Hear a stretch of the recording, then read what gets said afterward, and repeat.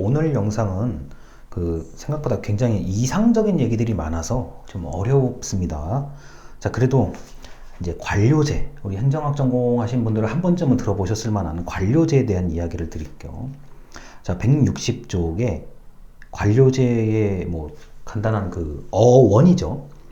관료제를 의미하는 부로크라시는 사무실과 지배를 결합해서 만들어진 말이다. 말 그대로 보면 관료제는 사무실이 지배하는 체제를 말한다 라고 되어 있습니다. 그런데 설명을 조금 더 제가 따로 얘기하지는 않겠지만 이게 그렇게 긍정적인 어원은 아닙니다. 그러니까 사무실에서 지배한다는 얘기는 이런 거죠. 우리가 흔히 이제 영화 같은 데서 보면 이렇게 사무실 들어가면 이렇게 높으신 분 앉아 있잖아요. 큰 책상에 앉아 있잖아요. 그래서 이래라 저래라 막 하잖아요. 그 생각하시면 돼요. 서양이라고 안 그러겠습니까? 똑같죠. 그렇게 생각하시면 저는 이거 크게 틀림이 없을 거라고 보고요. 관료제에 대해서 굉장히 부정적으로 이야기한 것들이 161쪽이 많은데 이것까지 다 얘기할 필요는 없을 것 같고요. 자, 163쪽의 맨 위에 줄입니다. 이제 철학자 헤겔의 얘기예요. 헤겔의 얘기인데 헤겔의 철학을 얘기하자는 게 아니라 이제 이 철학자 헤겔의 관료제에 대한 이야기를 이제 뽑아서 좀 말씀을 드리는 거죠. 163쪽의 맨 위에 줄입니다. 국가는 보편적인 원리를 가지고 시민사회, 백성을 계도, 계몽, 가르치는 역할을 하는 것이 바로 행정이다. 자, 그러다 보니까 행정은 단순한 활동이 아니라 국가의 이념을 실현하는 것이 바로 행정이다. 따라서 헤겔은 공무원은 보편 계급이라고 이야기를 한다. 왜냐하면 공직자의 목표는 보편적인 이익을 실현하는 것이기 때문이다. 자, 행정의 역할이 중요하다. 그 역할은 국가가 추구하는 이념을 당시의 백성들에게 널리 알리는 역할이기 때문에 그렇다. 그래서 공직자는 보편 계급이라고 규정을 하는데 여기요 유니버셜 클래스라고 되어 있는데 이게 아무래도 이게 헤겔이라는 철학자가 이제 독일에서 이제 활동하신 분이다 보니까 국가가 왜 중요한지에 대해 굉장히 강조를 많이 하셨고, 공직자는 전문 교육은 이미 그때 당시에도 공무원이 기술적인 능력이나 전문성은 그런 교육에 대해서는 이미 있었던 거예요. 근데 이 헤겔이라는 사람이 봤을 때 전문 교육도 중요한데 교양 교육, 우리가 대학교에서 교양 수업 듣잖아요. 교양을 좀 갖춰야 좀 이런 국가의 이념이나 이런 것을 백성들에게 전달할 수 있지 않을까? 이렇게 생각을 한 거죠. 자, 두 번째 문단입니다. 163조. 자, 행정은 국가와 시민, 백성들을 중간에 매개 이어주는 역할을 한다라고 되어 있는 겁니다. 자, 그리고 계속 이어서요. 자, 첫째, 행정은 시민들이 자기 이익만 추구하는 집단으로 전락하는 것을 막기 위해서 관리 감독한다. 즉, 국가의 보편적인 도덕 이념을 지향하도록 공직자, 행정이 유도를 한다. 둘째, 공직자는 필요한 정보를 누구에게? 왕에게, 황제에게 제공하는 역할을 한다. 라는 것까지 이제 얘기를 했습니다. 이게 지금 이 헤겔이 이야기하는 관료제, 공직자는 철저하게 국가 중심에서 보는 거예요. 자, 그러다 보니까 관료제는 사회를 관리하고 군주에게 통치할 수 있는 정보를 제공한다는 얘기를 하는 거죠. 자, 그리고 164쪽에 위에서 여덟 번째 줄이요. 관료에 대한 내적 통제는 공무원에게 윤리 교육을 해야 되고, 외적 통제는 주권자, 왕이나 황제가 관료들을 감시하고 또는 백성들이 감시한다. 이 얘기를 하고 싶은 거죠. 자, 그래서 통제의 개념이 이때 등장을 합니다. 근데 이거는 지금도 마찬가지죠. 공무원 윤리교육 받아야 돼요. 이제 요새는 윤리교육이라는 단어보다 인권교육이나 여러 가지 교육을 무조건 받아야 됩니다. 자, 그리고 외적 통제.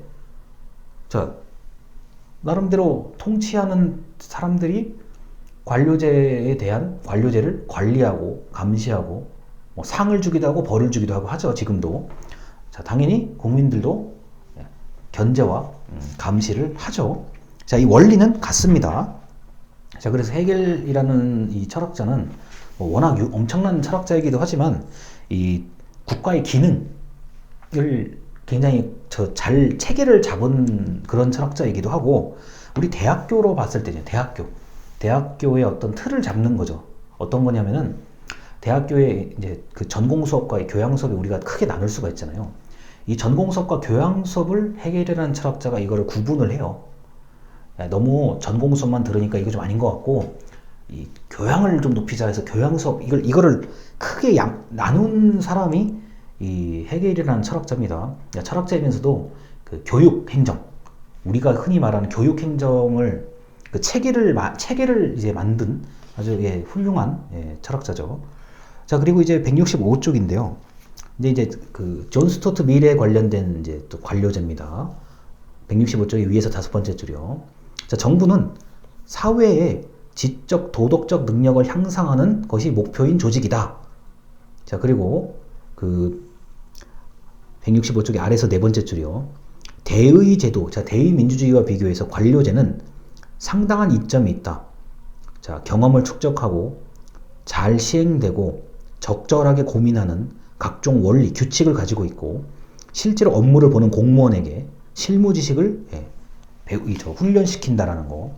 자, 대의민주주의하고 대의민주주의, 이른바 선거 등등을 통해서 이제 그 공직에 진출하는 사람에 비해서, 자, 공무원, 이 관료는 충분히 장점이 있다라고 얘기를 하죠.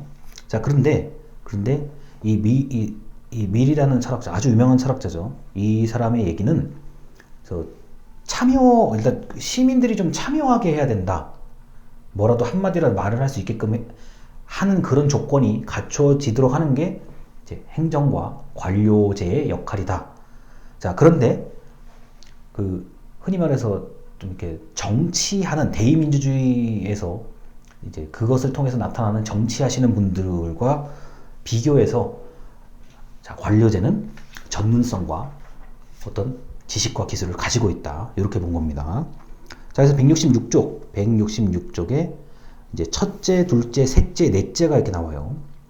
자, 이 존 스튜어트 밀이라는 사람이 봤을 때, 이 철학자가 봤을 때 관료제는 이런 특성이 있더라. 첫째, 분업과 책임의 원칙이 있다. 둘째, 전문성을 강화할 수 있다. 여러분이 만약에 이 영상 보시면서 공무원 이제 분명히 꿈꾸시는 분들이 많으실 텐데, 공무원 되시면 일단 저 교육부터 받잖아요. 전문성 강화 교육을 받아야 됩니다, 무조건. 자, 그리고 셋째, 공무원의 채용과 승진은 원칙이 있죠. 일정한 원칙. 뭐 승진 시험을 잘 봐야 된다는 것부터 일을 원만하게 잘 처리해야 되죠. 이런 것들이 이미 원칙이 정해져 있습니다.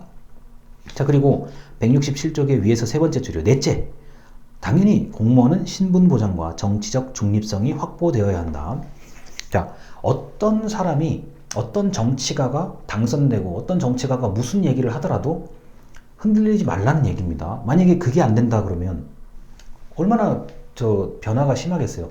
야, 내가 이번에 예를 들어서 내가 이번에 드디어 당선됐는데, 야, 저 사람들 다 내보내.